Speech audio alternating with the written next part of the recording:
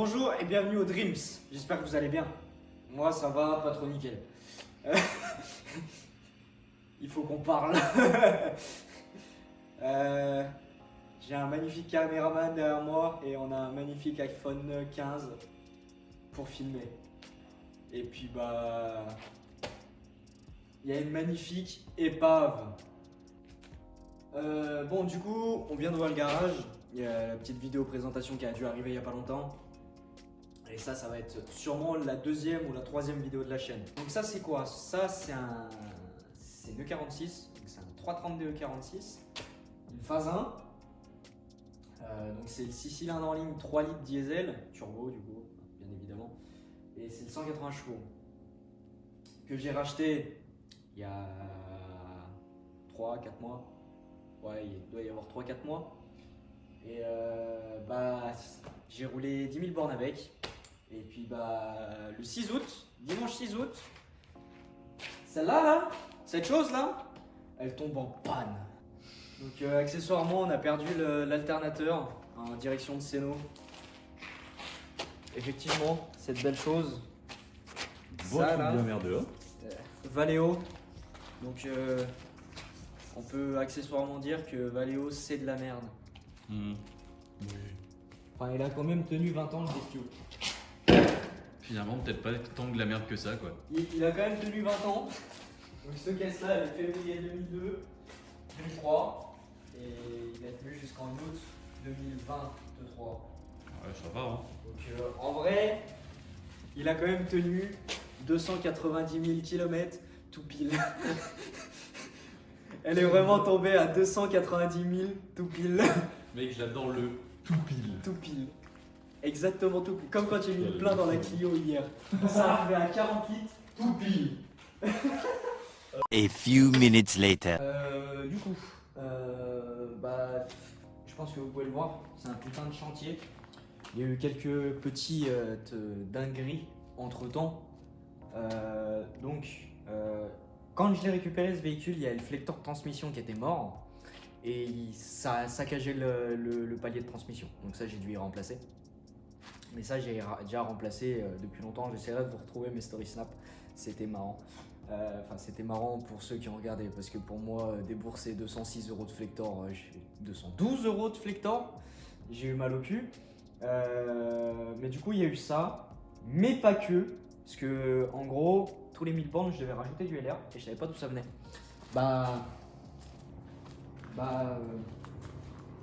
Comment t'expliquer que j'ai trouvé? Il y a un petit souci, chef. Ouais, là, il n'y a pas besoin d'expliquer que il est mort et qu'il a commencé à s'éventrer par le bas. Donc, celui-là, poubelle. Puis bon, après, on est parti au Rasso. L'alternateur a rendu l'âme. Et puis, en démontant la face avant, que je me suis éclaté à démonter, j'ai découvert que ces petites durites de DA là, elles respiraient comme un poisson dans l'eau. J'aime bien jouer avec le risque. Mais là, pour le coup, m'amuser à perdre la direction en faisant un travers, pas trop. Vraiment pas trop. Donc il y a eu ça. Il y a eu pas mal de soucis sur le frein arrière que j'avais déjà commencé. Donc déjà, il y avait les cylindres blocs en polyuréthane, déjà pour le pont, parce que le pont il bougeait sa mère, les cylindres blocs étaient morts. Et puis du coup pour le berceau. Donc pareil, commandé. Je vais me faire chier à tout démonter. Très clairement, je vais me faire chier à tout démonter. Mais une fois que ce sera remonté, avec les cylindres blocs en polyuréthane, du coup, ce sera tellement moins la merde que je me ferai moins chier à toujours tout enlever, redémonter, etc. À part ça, qu'est-ce qu'il y a eu d'autre? Le petit délire avec les pneus. J'ai mis des pneus de 2010. Les machins n'ont pas la pression, j'ai pété 2 cardans. Oh là, oh là, oh là, oh là. Attends, on s'arrête 2 secondes.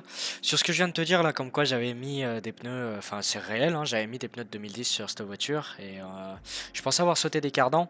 Et en fait, non, juste à force d'avoir fait le con, en fait j'ai arraché tous les cylindres blocs du train arrière. Vraiment tous, donc les cylindres blocs de bras oscillants, les cylindres blocs de berceau, et puis en plus de ça, il y avait les cylindres blocs de pont que j'avais déjà fait du coup, mais ils sont tous à remplacer. Donc là, je te parle après avoir fait le montage de la vidéo. Donc Ça va être remplacé dans la partie 2. Ça va pas être remplacé tout de suite. Mais tu verras ça dans la partie 2 du coup.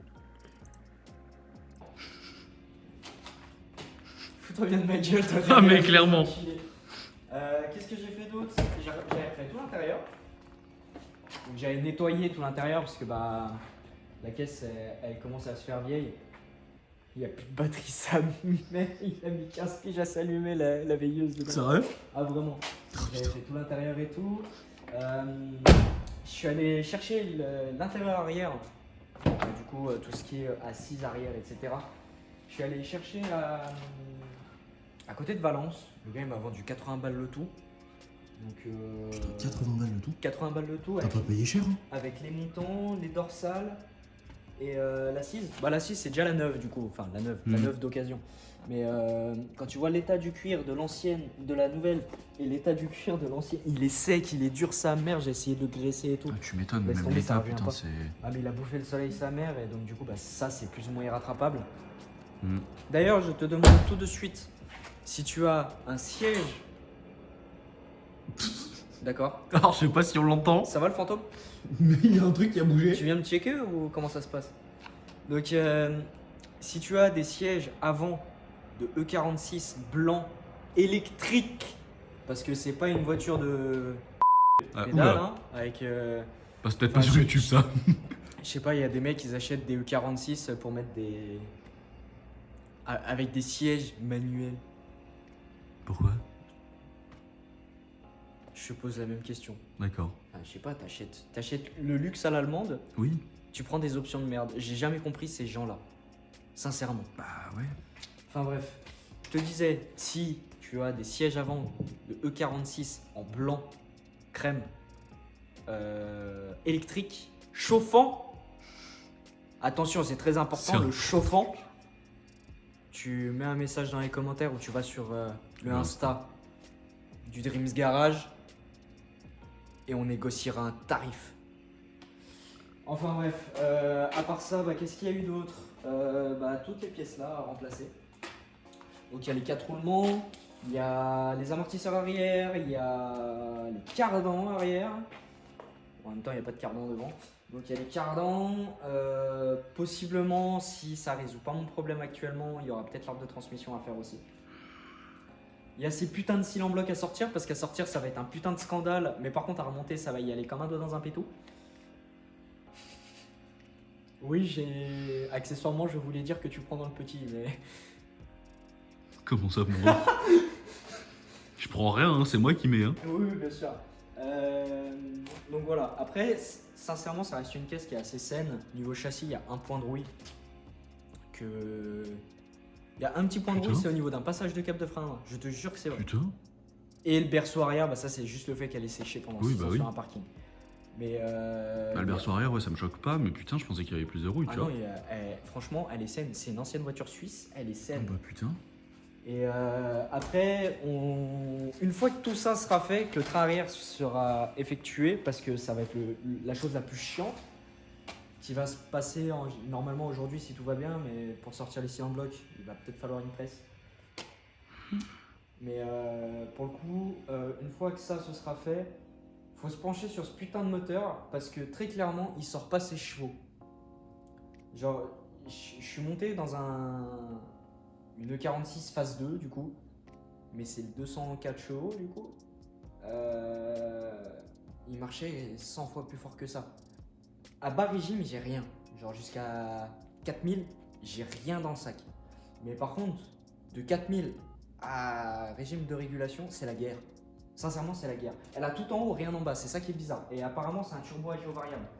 Donc, étant donné que les durites, elles sont toutes sèches, toutes dégueulasses, toutes craquées, etc., je vais peut-être jeter un œil si le pilotage de la géovariable ou de la Westgate il se fait bien. Parce que quand je vois la durite de la vanne EGR, bah genre ça tu peux le montrer, tu vois. Enfin, je sais pas si elle fait le focus iPhone, mais Ouais, il le fait automatiquement, ouais. tu regardes, elle est. Ah ouais, elle est toute en train de craqueler et tout. Et je me demande si la durite du coup qui fait la géovariable, ça fait pas pareil quoi. Ah, ouais. Donc une durite qui est comme ça, bah, c'est une durite qui aspire de l'air et donc ta pression elle se fait jamais. Mm. Ta dépression ne se fait jamais. Mais ouais, il y a du taf.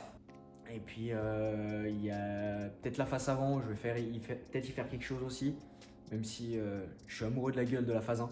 La phase 2 je la trouve abjecte, mais la phase 1 elle est magnifique. Ça fait pas fini mais à la fois ça fait vénère. C'est pour ça que j'adore. Il y a un pare-choc avant le paquet. Je veux pas un paquet, mais c'est un paquet. Non mais je sais. C'est histoire de changer. C'est pas beau les paquets. Oui mais histoire de changer, ça se trouve ça lui va bien. Hein. Non, c'est pas beau un paquet. Je te montrerai une image de E46 paquet, c'est pas joli. Sincèrement, c'est pas joli. Ah ouais? Ah non, franchement, c'est vraiment vilain. Puis, c'est une pièce Oui que j'avoue c'est... je m'en sers pour Oui c'est pour aller en vacances en soi donc oui. Qu'est-ce que je vais mettre un paquet là-dessus? Hmm. À quoi bon? Enfin bref, on va attaquer le démontage de ce putain de train arrière.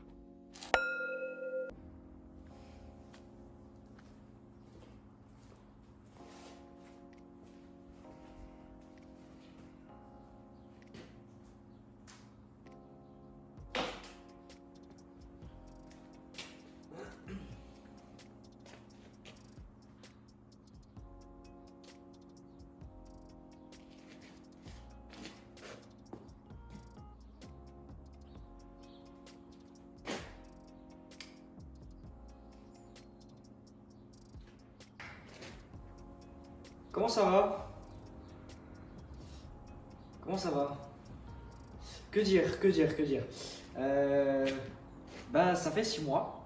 Ça fait 6 mois que le début de la vidéo que tu viens sûrement de voir a été tourné. Et bah du coup ça fait 6 mois qu'on est rentré en hiver quoi. Enfin automne-hiver. Donc à se peler les couilles comme jamais. Là on est le 2 mars et il recommence à peu près à faire chaud. Enfin à faire chaud, il fait 10 degrés. Là dans le garage il doit faire 2 degrés. Mais au moins on peut... déjà ça a commencé un petit peu à réchauffer un peu le tout, mais je peux commencer à bricoler un peu sur la merdouille là. Parce que bah... j'ai attendu 6 mois mais j'ai commandé toutes les pièces. Et là, il y en a pour une fortune en fait en pièces. C'est aberrant. Il y a des pièces qui sont introuvables. Tu es obligé d'être commandé chez BMW Allemagne. Donc tu payes une couille. Et bah, ça fait pas plaisir. Honnêtement, ça fait pas plaisir. Donc je vais prendre la caméra dans mes mains. Et puis on va discuter de nouveau de ce qu'il y a. Bon, du coup, caméra à la main. Bon, alors, tu te rappelles enfin, même moi je m'en rappelle pas étant donné que ça fait 6 mois, donc je risque de me répéter sur des choses que je t'ai dit il y a 2 minutes. Mais bon, l'alternateur en panne et les durites de DA qui sont complètement poreuses. Je sais pas si je les avais montrées, mais je verrai sur la vidéo. Fais le focus, enculé. Ouais, faut une lampe pour te montrer ça. Et au pire, quand je les aurai démontés, je te les montrerai. Je te les montrerai dehors. Mais donc du coup, bah des magnifiques pièces. Donc là, actuellement, bah, tu as 350 € de kit accessoires, 150 € d'alternateur. Et on avait discuté du coup avec l'ancien propriétaire. En gros, quand tu arrives en zone rouge, mon ancienne hélice, donc celle-là, elle venait frotter contre le plastique là.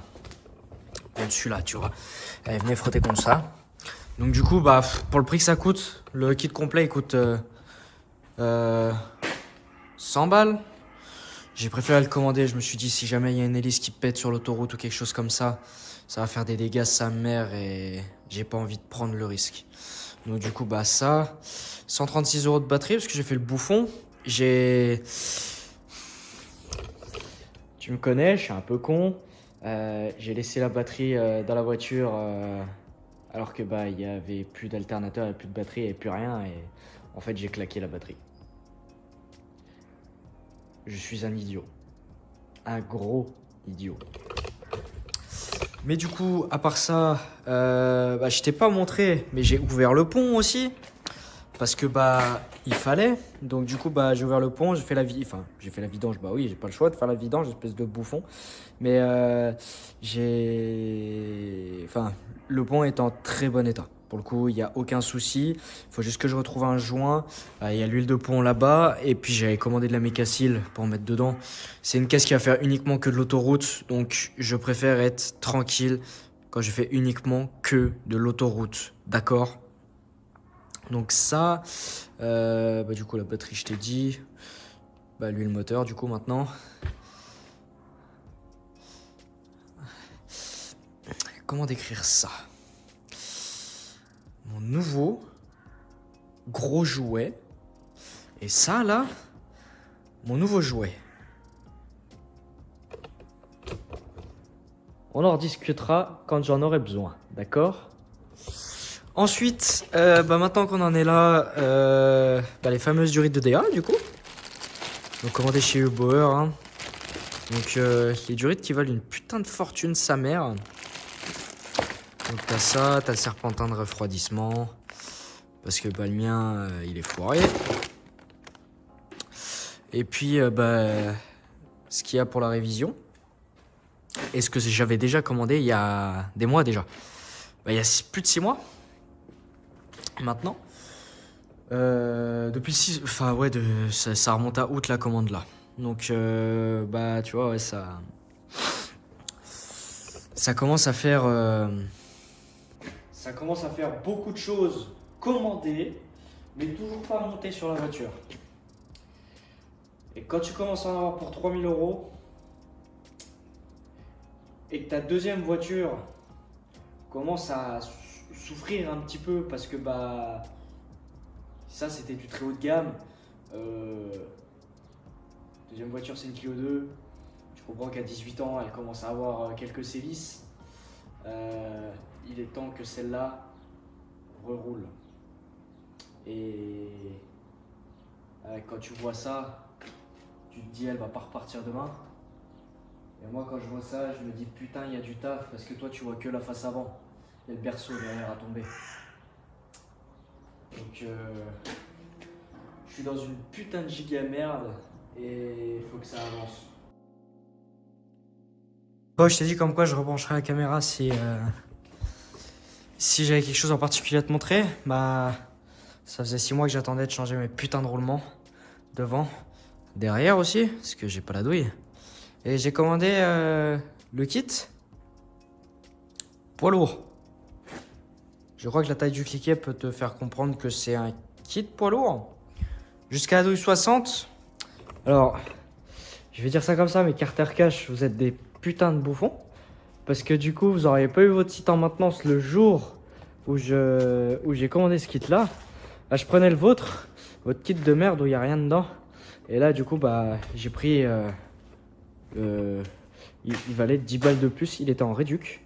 Je crois qu'à la base, il y a 130 €, tout en renforcé. De toute façon, ça reste de la douille poids lourd. Hein. Donc, dans tous les cas, c'est renforcé de base. Mais... t'as jusqu'à la douille 60 et puis t'as cette magnifique je ne dirai rien mais j'en pense pas moi. Tout ça pour faire ça.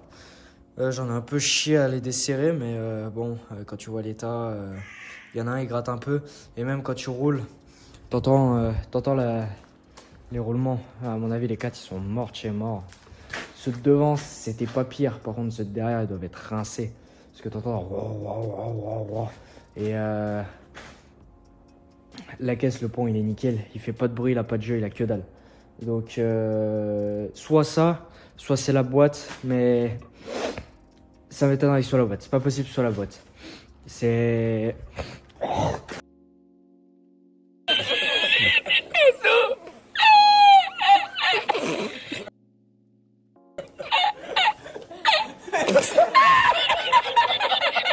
Ce serait la boîte. J'aurais déjà pété quelque chose depuis un moment. Parce que vu comment je vais niquer sa mère, c'est pas possible sur la boîte. Mais bon, déjà ça te fait. Moi j'en ai un poil chier, mais ça va en vrai. Quand t'as les bons outils, ça va tout seul, ça se fait tout seul. Voilà, j'ai déjà fait ça. J'ai remonté. J'ai pas trop envie de bricoler aujourd'hui. Je vais rentrer, j'ai envie d'aller sur IEWRC, tu vois. Donc, je vais remonter 2-3 trucs. Je vais rebrancher l'alternateur, il est là, il est posé, il est prêt à remonter. Je vais le brancher, comme ça c'est fait. Et puis je crois que je vais faire mes boutiques pour aujourd'hui. Et puis On verra quand il fera un peu plus beau. Parce que déjà, quand je suis arrivé ce matin, il faisait soleil. Enfin, ce matin, je suis arrivé il y a 1h30. Il faisait soleil. Et là, ils annoncent neige pour demain. Ils cassent les couilles. Donc, ouais, je vais peut-être te remontrer quand l'alternateur il sera remonté. Mais auquel cas, on se retrouve pour la prochaine partie. Parce que je pense que ça fera déjà pas mal. Sur ce, à tout à l'heure.